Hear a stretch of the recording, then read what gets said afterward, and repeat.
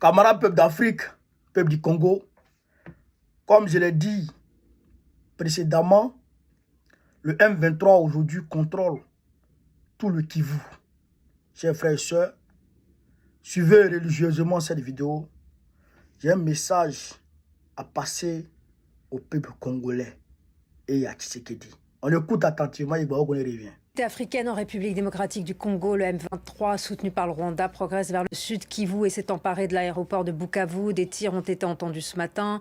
Le président congolais Félix Tshisekedi est rentré en urgence de la conférence à Munich. Il est de retour à Kinshasa et ne se rendra pas au sommet annuel de l'Union africaine à Addis Abeba. Il est urgent d'agir car la RDC a le droit et le devoir de défendre son intégrité territoriale. Les chefs d'États africains justement réunis ce week-end à Addis Abeba pour le sommet annuel de l'UA, l'Union africaine. Un sommet qui doit désigner un nouveau président de sa commission en pleine escalade du conflit en RDC. Il s'agit d'élire notamment le successeur du Tchadien Moussa Faki Mahamat. Alors, chers camarades peu d'Afrique, vous avez attentivement écouté. L'aéroport de Bukavu est passé sous contrôle du M23. Et ce matin même, j'ai appris de sources sûres que le M23 a pris contrôle de la résidence du gouverneur du Sud Kivu. Donc le Nord Kivu et le Sud Kivu sont tombés aux mains des M23. Je vous ai dit ça. Frères et sœurs, vous savez, chez Borokone, on met le pied dans le plat. Et je vais mettre le pied dans le plat. Alors, de quoi s'agit-il?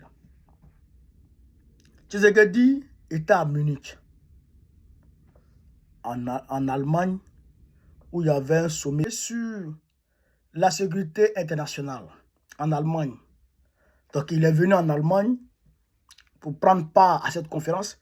Mais bien entendu, il sait qu'il est venu pour essayer de rencontrer les caciques de l'Union européenne dans une perspective diplomatique pour essayer de faire reculer le Rwanda sur la scène internationale. Et bien entendu, il a eu gain de cause, puisqu'il y a eu rupture entre l'Union européenne et le Rwanda à l'issue d'un vote à Bruxelles sur les échanges des minerais stratégiques que le Rwanda vendait à l'Union européenne. Je dirais que le Rwanda bradait à l'Union européenne, puisqu'il partait voler ça au Congo et il bradait ça à l'Union européenne. Donc, officiellement, ils ont rompu cet accord. D'accord, on est d'accord. Donc, Tshisekedi s'est dit qu'il est en train de gagner sur le terrain diplomatique. Il est en train de gagner le Rwanda sur le terrain diplomatique. Mais je ne voudrais pas irriter ici les supporters de Tshisekedi. Mais je voudrais ici, chers camarades d'Afrique, vous amener à une réflexion commune. Ensemble, réfléchissons. L'Union européenne a renoncé devant tout le monde, mon Dieu, vision, au gaz russe. Ils ont renoncé. D'ailleurs, même Bruno Le Maire, ancien ministre de l'économie de Macron, a déclaré qu'ils allaient mener une guerre économique contre la Russie. Il a dit, après, Macron a rattrapé le tir. Mais en réalité, qu'est-ce qu'on a compris par la suite? On a compris, on a réalisé d'ailleurs que le plus grand exportateur du gaz russe en Europe, c'est la France. Récemment, en début d'année là, Zelensky a refusé de reconduire le contrat sur le gazoduc qui passait sur son territoire pour ravitailler l'Union européenne. Ah donc, il continuait d'acheter le gaz avec la Russie. Bien entendu, qui continuait d'acheter le gaz avec la Russie. Mieux, le pétrole russe transite par les Émirats arabes unis, et par l'Inde avant d'arriver en Europe. Donc, ils renoncent à acheter avec la Russie, mais ils vont acheter le même pétrole russe avec les Émirats arabes unis et qui ça? Et l'Inde. Vous comprenez? C'est vrai qu'ils ont dit officiellement on renonce, mais en bas, ils achètent.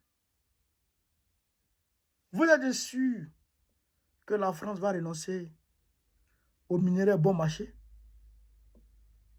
Vous êtes sûr que l'Allemagne va renoncer aux minerais bon marché? Qui va renoncer à ça? Qui va renoncer à ça? Ce vote-là, à l'Union européenne-là, est une poudre de prélèvement aux yeux de la population congolaise, parce que le peuple s'est levé, donc il faut donner quelque chose au peuple pour qu'ils se taisent. Je répète ici, ce vote-là, c'est de la poudre de prélèvement, c'est une tromperie, c'est de l'escroquerie, c'est de la naque. Ne croyez pas à ça. Mais comme Tshisekedi est complice des voleurs, des recelaires du Rwanda, alors il joue le jeu. Il vient à Berlin, en Allemagne, et il rentre avec une victoire dans sa valise, alors que c'est une victoire de façade. En réalité, ce n'est pas une victoire. C'est pour vous tromper, vous, le peuple congolais. Puisque le Rwanda continue. Mais pourquoi, diantre, s'ils veulent arrêter le Rwanda, s'ils veulent renoncer aux matières premières que le Rwanda vole au Congo, mais pourquoi ne pas imposer des sanctions contre le Rwanda comme ils le font avec la Russie? Pourquoi ne pas imposer des sanctions? J'ai appris que l'Union européenne voulait imposer des sanctions et puis la France a révisé. C'est quoi ça? C'est quoi ça? Qui dit ça? C'est quoi tout ça? C'est quoi l'Union européenne? C'est quoi l'Union européenne? L'Union européenne qui est en train de se resserrer ses rangs contre les États-Unis aujourd'hui va se disperser. C'est faux. C'est archi faux. Ils sont toujours ensemble pour vous voler. Et je l'ai dit, le Rwanda fait face à plusieurs problèmes. Écoutez très bien. Le problème de sa population, qui est que la croissance exponentielle de sa population, 26 000 km² avec 14 millions d'habitants. Cette année, ils vont atteindre peut-être 15 millions. Leur territoire ne peut plus accueillir, ne peut plus contenir tout le peuple rwandais. Donc, il leur faut des territoires en plus pour envoyer les autres, pour s'installer là-bas. Le même problème arrive aux Américains. Au niveau de la Floride, au niveau de Los Angeles, chaque fois vous voyez comment on appelle ça, les tempêtes, vous voyez toujours les tempêtes là-bas, il y a les cyclones là-bas. C'est parce que il y a des terres qui ne sont plus habitables. Donc, il faut des terres. Le même problème au Royaume-Uni. C'est pourquoi eux, ils avaient signé un accord avec le Rwanda qui n'arrive même pas à contenir tout son peuple aujourd'hui. Ils avaient signé un accord où le Rwanda allait accueillir les réfugiés anglais. Le Rwanda qui a un problème de terre. Deuxièmement, le Rwanda, c'est une terre qui est faite de collines. La terre cultivable est en train de se réduire, s'amenuire au fur et à mesure. Donc, il y a un problème à ce niveau. Donc, il leur faut des terres. C'est pourquoi ils rentrent au Congo. Deuxièmement, ils sont pauvres en minerais. Ils sont pauvres en minerais, ils n'ont pas de ressources naturelles. Alors qu'il faut qu'ils comptent sur la scène internationale. Aujourd'hui, Kagame s'est dit qu'il est le plus grand dans la région des Grands Lacs. Donc lui, il faut qu'il règne en maître en ayant des matières premières. Il va les chercher où? Il va les chercher au Congo. Qu'est-ce qui a amené le Japon en 1930, dans les années 30, 34, 35 par là, à l'orée de la Deuxième Guerre mondiale, a envahi la Chine? et les territoires, les territoires qui étaient, on va dire, les colonies américaines qui étaient dans le Pacifique. Qu'est-ce qui a amené le Japon à les envahir? C'est le problème des matières premières. C'est le problème des matières premières. C'est ce qui a amené le Japon à frapper les Américains à Pearl Harbor en 39-40. Donc, c'est le même problème auquel fait face le Rwanda aujourd'hui. Le Rwanda qui se dit puissance de la sous-région, pays émergent, n'a pas de matières premières. Il faut qu'il aille chercher. Mais comment les Américains ont fait pour arrêter le Japon? Est-ce qu'ils ont fait la diplomatie? Est-ce qu'ils sont allés de négociation en négociation? Non, ils ont déclaré la guerre au Japon et ils ont préparé leur armada. Et ils sont allés à la rencontre du Japon et ils ont frappé le Japon. Le Japon n'était pas une puissance ouais. Le Japon était une grande puissance avant la Deuxième Guerre mondiale. Une grande puissance militaire, maritime, aérienne, terrestre. À tous les niveaux, ils étaient au top. Ils ont coulé les navires des Américains. Ils ont cloué les Américains sur le... C'est-à-dire que, tu dis quoi? Les Philippines, tout ça, les îles Mariannes, ils ont tout ramassé d'alors. Ils ont envahi la Chine.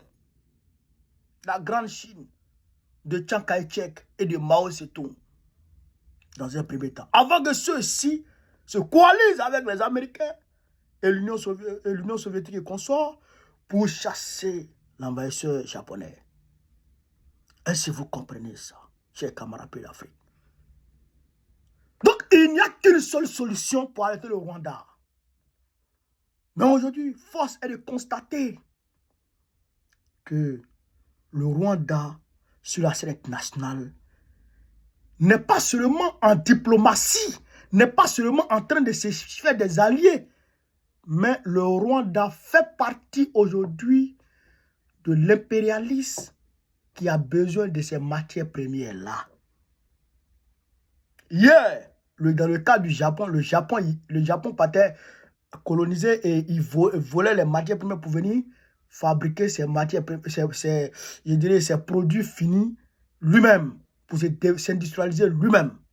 Mais aujourd'hui, dans le cas du Rwanda, le Rwanda, il vole et il donne à ceux qui l'envoient. Ceux qui l'envoient, c'est qui? C'est l'Union européenne, c'est l'Angleterre, c'est les États-Unis et consorts.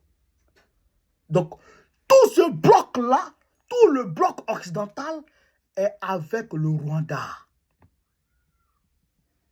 Tout le bloc occidental est avec le Rwanda. Donc aujourd'hui, c'est seul le bloc oriental qui n'est pas avec le Rwanda. Vous comprenez ça?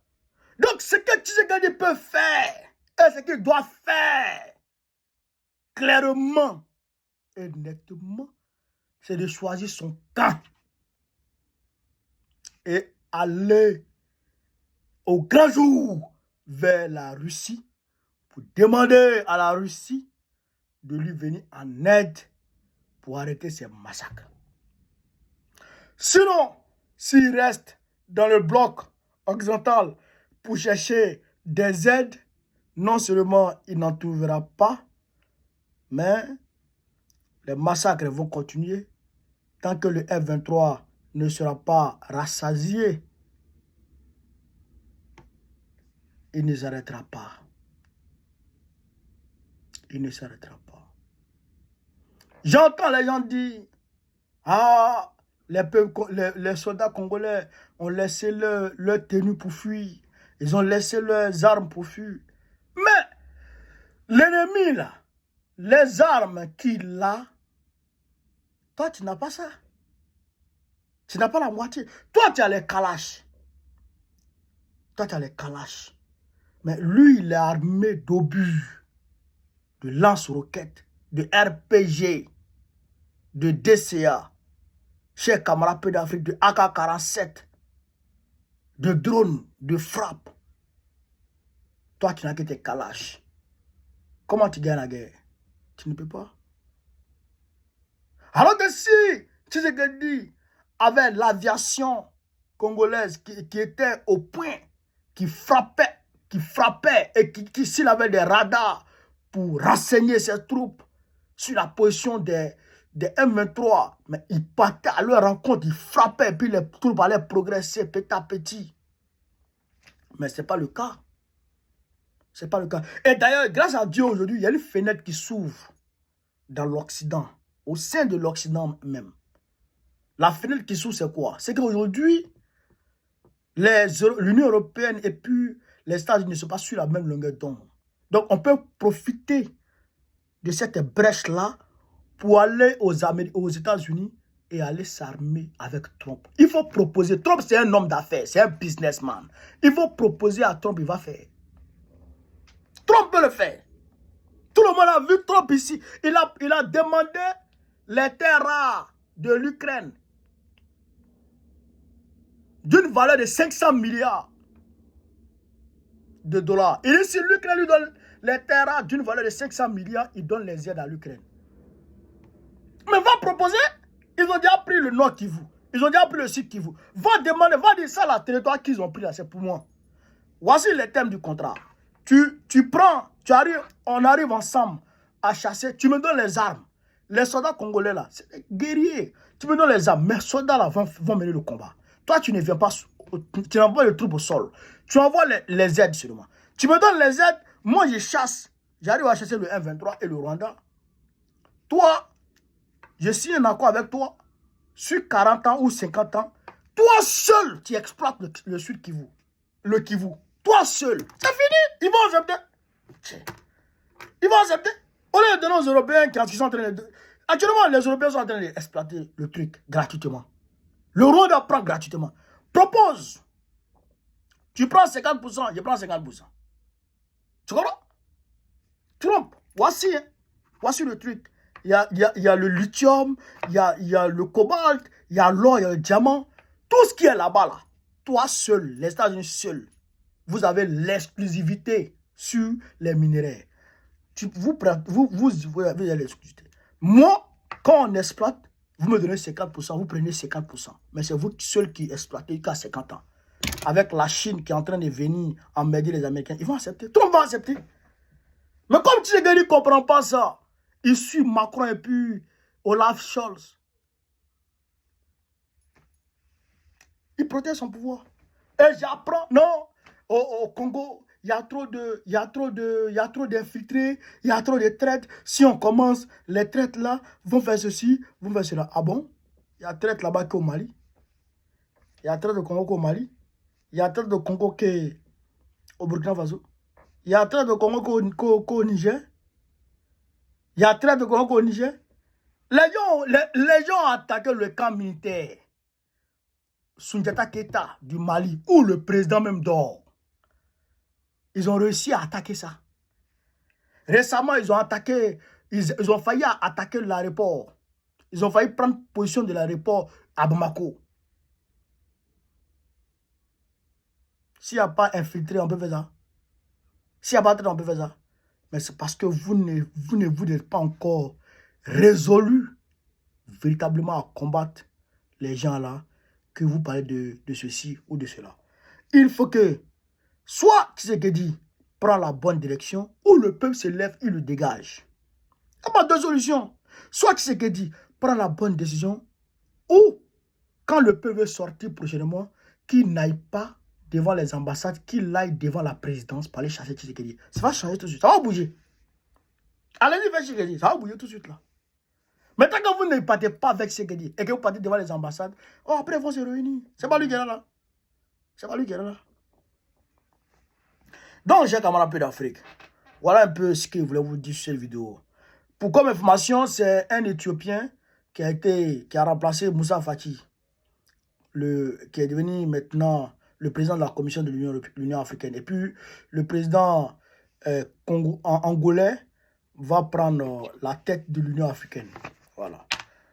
Donc, voilà un peu ce que je voulais vous dire sur cette vidéo, chers camarades d'Afrique. Sur ce, vive l'Afrique libre, vive le panafricanisme, vive tous les peuples panafricains, vive le Congo, Dieu sauve le peuple congolais, Gbagbo, président de la République de Côte d'Ivoire, en octobre prochain. Inch'Allah. On est ensemble, les gars. Merci.